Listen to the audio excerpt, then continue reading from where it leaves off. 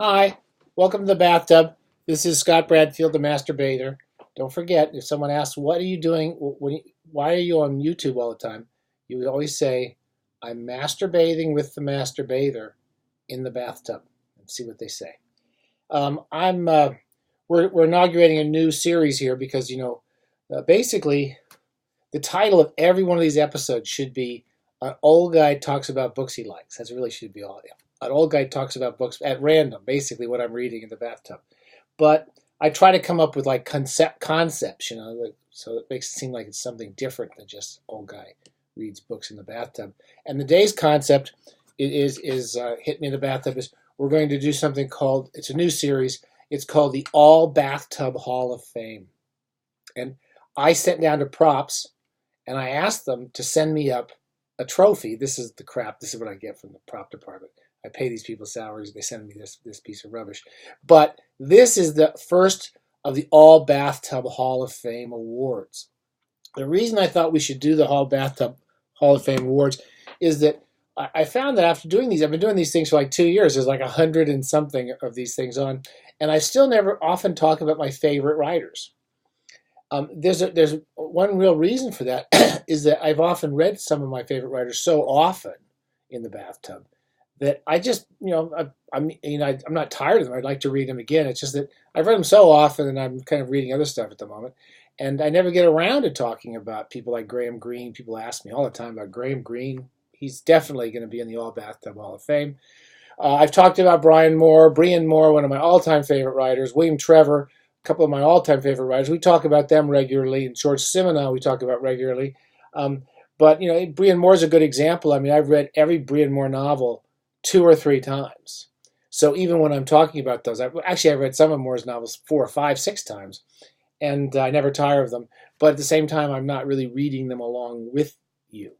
So I try to do that. So a writer I haven't read in about a year or two, which is unusual, is probably one of the all-time All-Bathtub Hall of Fame writers, and this is Richard Yates. This is one of my all-time favorite writers. I have spent more time in the bathtub with Richard Yates than almost any writer, with the exceptions of people like Moore and Simenon. I love Richard Yates' work. I've loved him for decades, and I thought we'd talk a little about him and maybe send you off to read a little Richard Yates of your own if you haven't read him already. I thought one of the tests for the All-Bathtub Hall of Fame, is there's lots of writers who've written lots of good books, but what's interesting to me about someone like Yates, I've got my cocktail here in my Philip Marlowe approved floral patterned cocktail glass. What interests me about Yates is, and I can't think of many writers I could say this about except those aforementioned Hall of Famers, is almost every book he wrote is worth reading, and often all of them are worth reading several times. I was thinking about when you look at some of these writers, you can look at their best books. He's best known for Revolutionary Road. If you have not read Revolutionary Road, you must go out and get it immediately and read it. It's one of the all-time great American novels.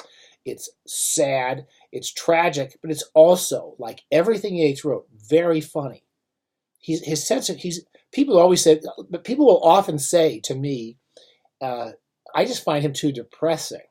He can be depressing because he talks about the illusions that middle Americans like myself or many people might identify with, who think they're really special and they want to go off and do special things, and they have high ideals for themselves, and they always kind of fuck up.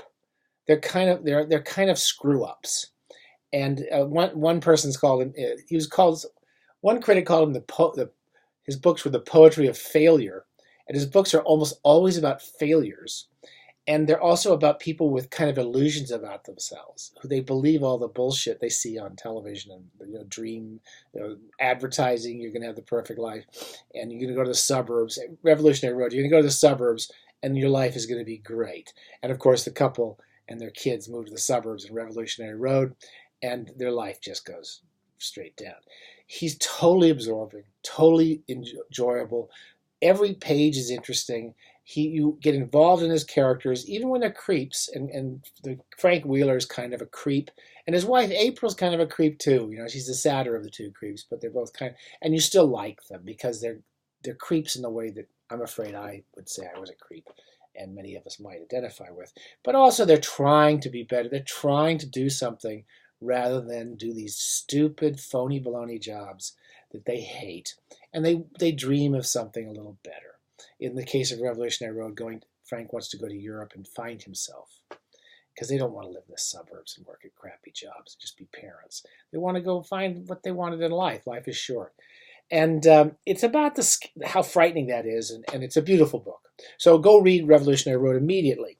At the same time, I was thinking the other day, that's one of his most famous books. His first collection was called 11 Kinds of Loneliness. He published 2 of the best collections of short stories by an American. These are probably my 2 favorite American short story collections. 11 Kinds of Loneliness and his late one, Liars in Love. Extraordinary book.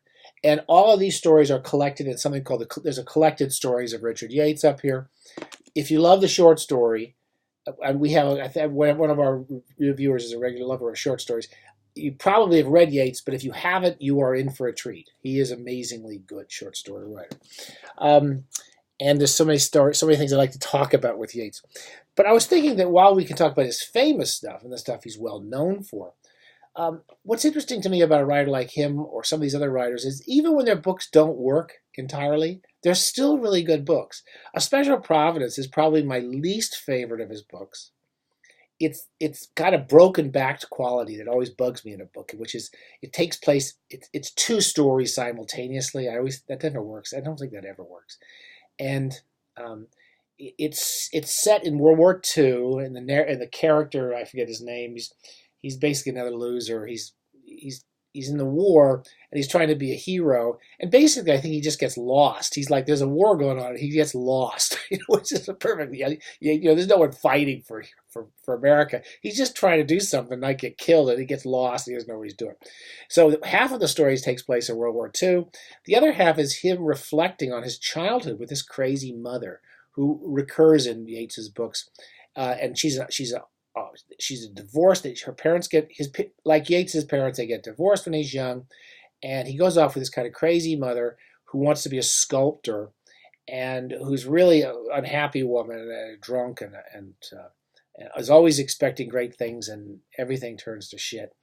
And it's the stuff with him of the children growing up with a mother. I think it's 2 boys, or a boy and a girl, is just beautifully written. And the whole book is actually a terrific book. It's just that it was kind of, technically it's a sort of a failure. It doesn't totally hold together. It was his second novel.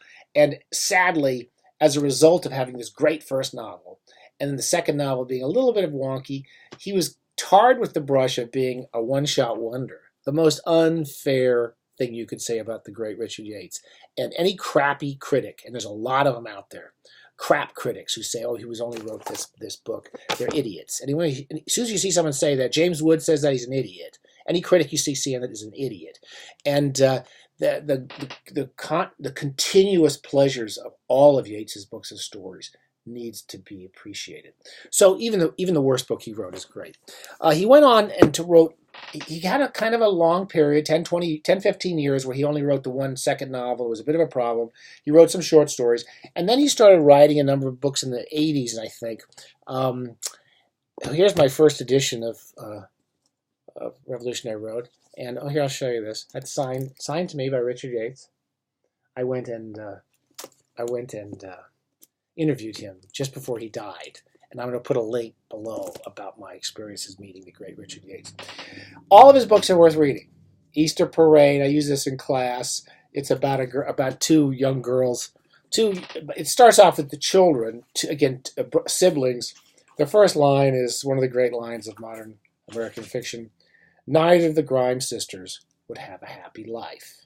And looking back, it always seemed that the trouble began with their parents' divorce. Very understated, beautiful, takes us through the lives of these 2 girls to a fairly sad end, and some really hilarious, funny, brilliant stuff along the way. First edition of 11 Kinds of Loneliness. Again, books that were kind of small books are considered sort of minor books by Yates. A Good School, when it came out, again, it was all the critics said, oh, it's not Revolutionary Road, it's not a big book, blah, blah, blah. They were idiots. It's one of the most beautiful American novels about a kid going to a crummy prep school and it still holds up, and it's still one of the great all-time books.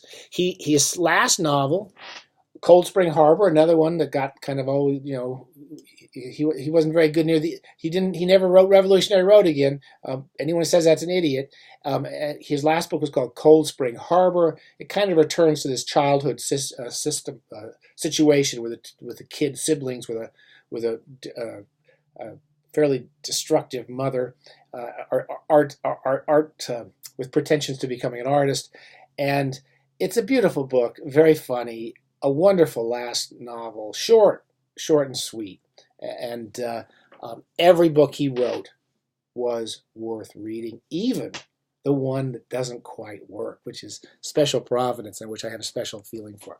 Okay, I'm not going to talk anymore about Richard Yates. We'll probably read Yates in the bathtub, when I go back to read in the actual books.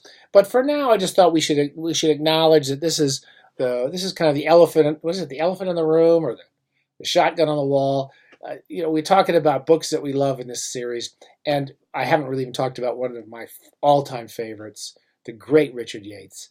I'll say it over and over again. Anyone tells you this is his only book, they're idiots. Okay, just total idiots. And read anything he wrote, but you should definitely read Revolutionary Road. And the movie I wasn't disappointed by it. It was about as good as you could do with that book, but it's not a hair's breadth close to what I don't know what hair's breadth means. It doesn't come close to giving us the pleasures of Yeats's prose. Okay, we're going to talk to you soon in the bathtub, and go read. If you haven't read Richard Yates, you really have to. And if you haven't read him in a while, go back and reread him. He's always good. Okay, happy bathing. Bye-bye. Here's your special award. I'll send this to the family, Richard Yates' family, and I'm sure they'll appreciate that. Bye.